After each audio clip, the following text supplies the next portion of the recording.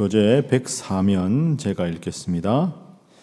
빌라도는 예수님을 신문하지만 죄를 발견하지 못한 채 헤롯에게로 보냅니다. 그러나 헤롯 역시 예수님의 죄를 찾지 못하여 다시 빌라도에게로 보냅니다. 재차 신문하여도 죄를 찾지 못했지만 빌라도는 선동당한 백성들의 강한 요구에 떠밀려 결국 사형을 언도합니다.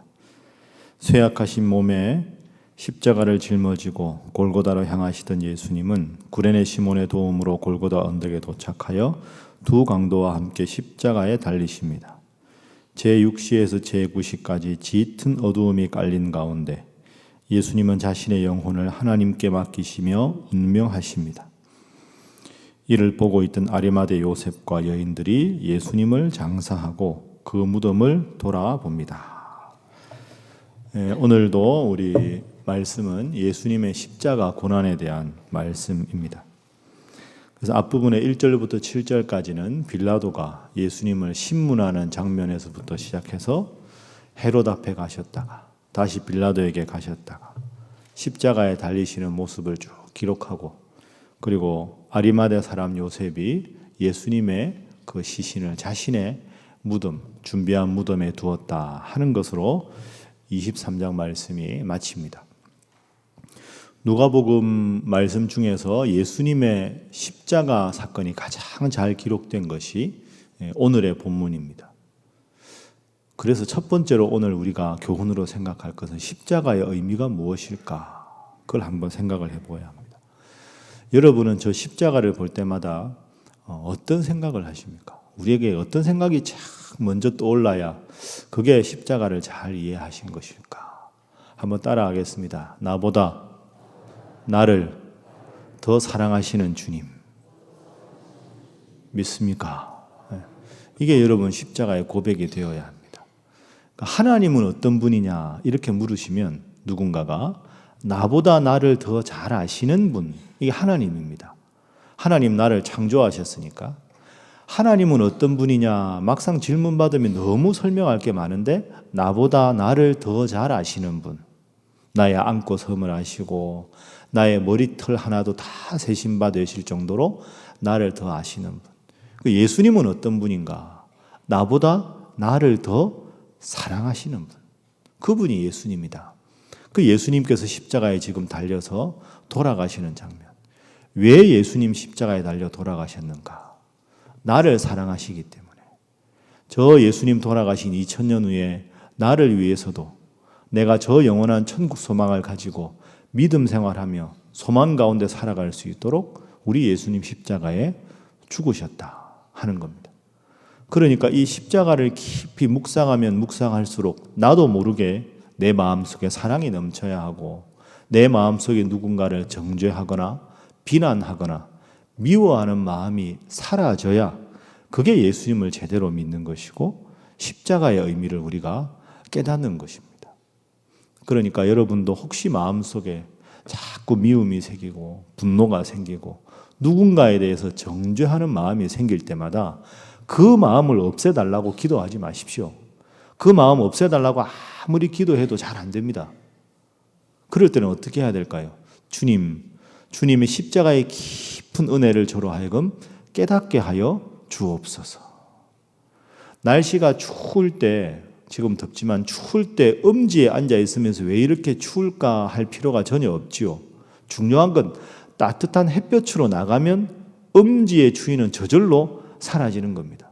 내 마음에 영적인 먹구름이 드리워져 있을 때 그 먹구름을 드리워진 것을 치워달라고 하나님께 기도하지 마시고 주님, 다시 한번 예수님의 십자가 사랑을 느끼게 하여 주옵소서.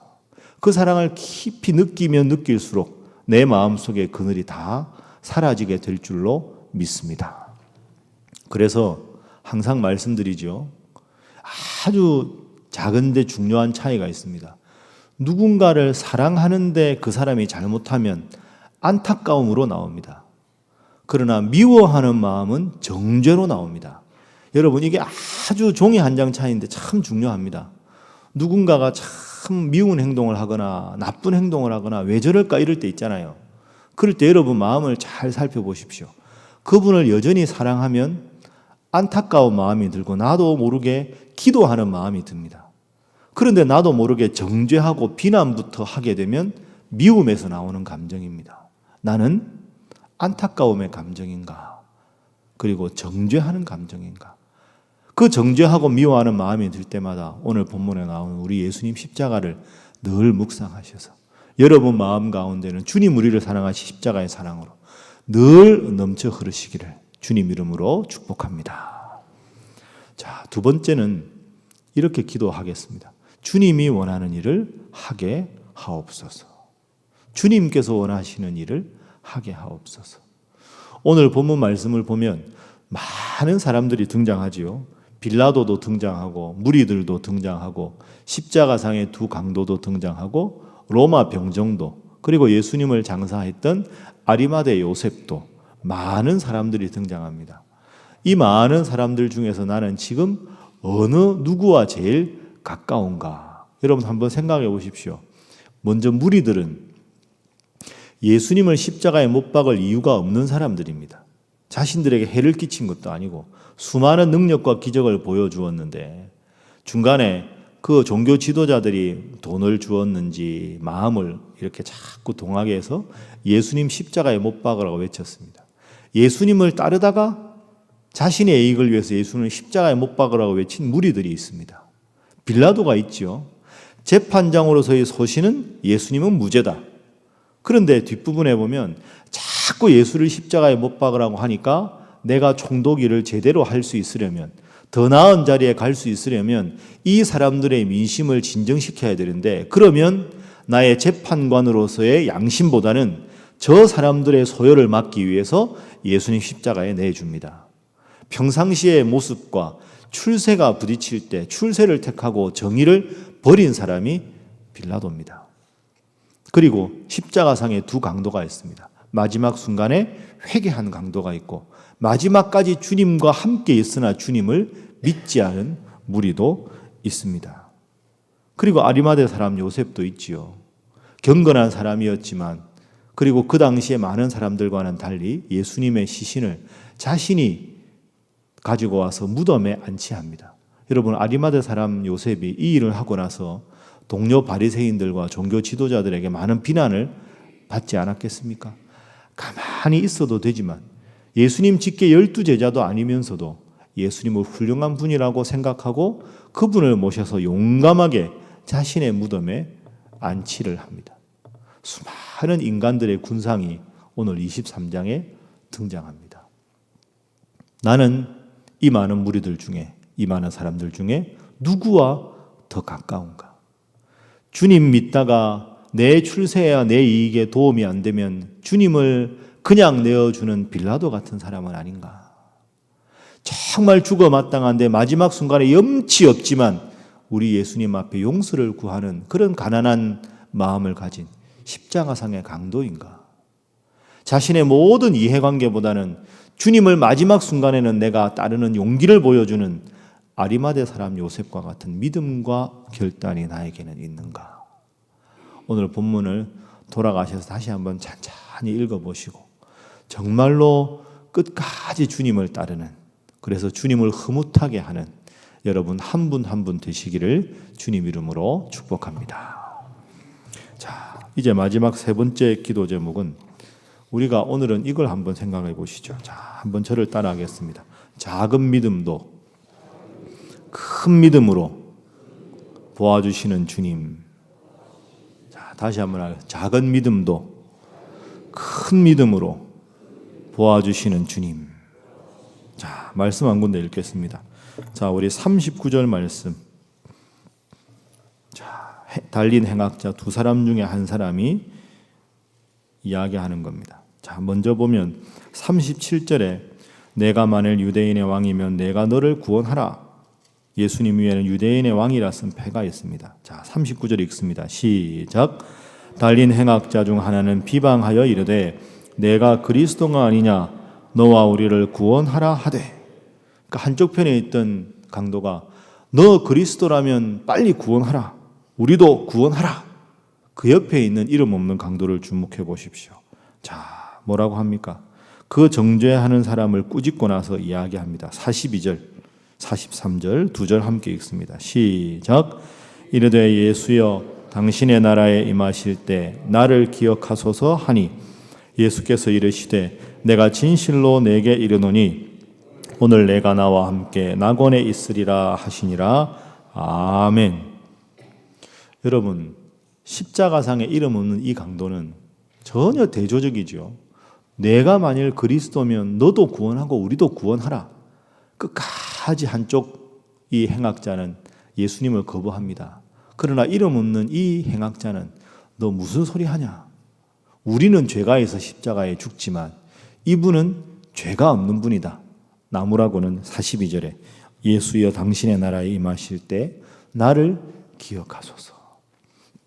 여러분, 딱 이 한마디 합니다. 그런데 예수님 뭐라고 하십니까? 오늘 내가 나와 함께 낙원에 있으리라. 여러분, 이게 얼마나 하나님의 그리고 예수님의 깊은 사랑을 볼 수가 있습니까?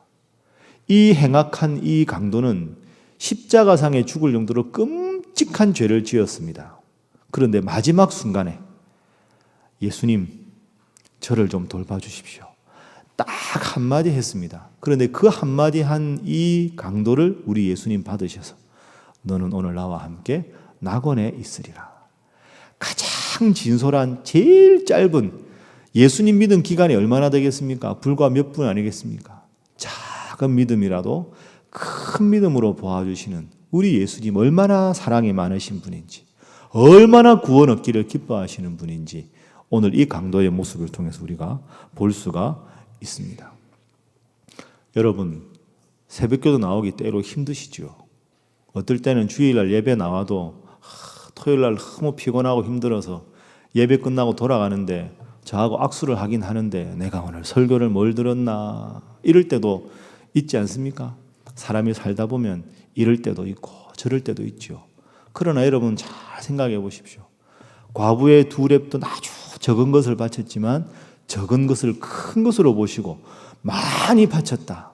우리 주님 그렇게 말씀하셨습니다. 마지막 순간 죽어가는 순간 딱 한마디로 주님, 저는 당신을 믿습니다. 그것도 간접적으로 표현했는데 너는 오늘 나와 함께 낙원에 있으리라 말씀하셨습니다. 피곤하고 힘들어도 이 새벽에 주님 앞에 기도하러 나오신 여러분 한 분 한 분 주님께서 여러분을 크게 사랑하시는 줄로 믿습니다. 영적으로 모범생이 아니어도 괜찮습니다. 힘들고 어려워서 기도가 안 나와도 괜찮습니다. 그러나 이 이른 시간에 주님 앞에 나왔다는 그 사실 하나만으로도 오늘 내가 나와 함께 낙원에 있으리라 말씀하신 주님께서 여러분을 따뜻하게 품어주실 줄로 믿습니다. 큰 믿음 아니어도 늘 작고 소박한 믿음이지만 하나님 앞에 나와서 기도하시고 하나님 앞에 나와서 예배하셔서 여러분의 인생이 우리 주님 때문에 기쁨과 은혜가 넘치는 하루하루 될 수 있기를 주님 이름으로 축복합니다. 함께 기도하겠습니다. 나보다 나를 더 사랑하시는 주님, 그 십자가 생각하며 저도 모든 사람 사랑하며 살아가게 하여 주옵소서. 작은 믿음을 크게 보아주시는 주님, 그 주와 더불어 날마다 기쁨 가운데 살아가게 하여 주옵소서. 여러분을 위해서, 가정을 위해서 오늘 우리 오순절 집회와 구역 모임을 통해서 위해서 그리고 다음 주에 있는 우리 어울림 한마당 위해서 그리고 앞으로 있을 중직자 선거 모든 과정이 은혜 가운데 잘 진행될 수 다 함께 주님 앞에 기도합니다. 주여 믿습니다. 주여 믿습니다. 주여 믿습니다. 하나님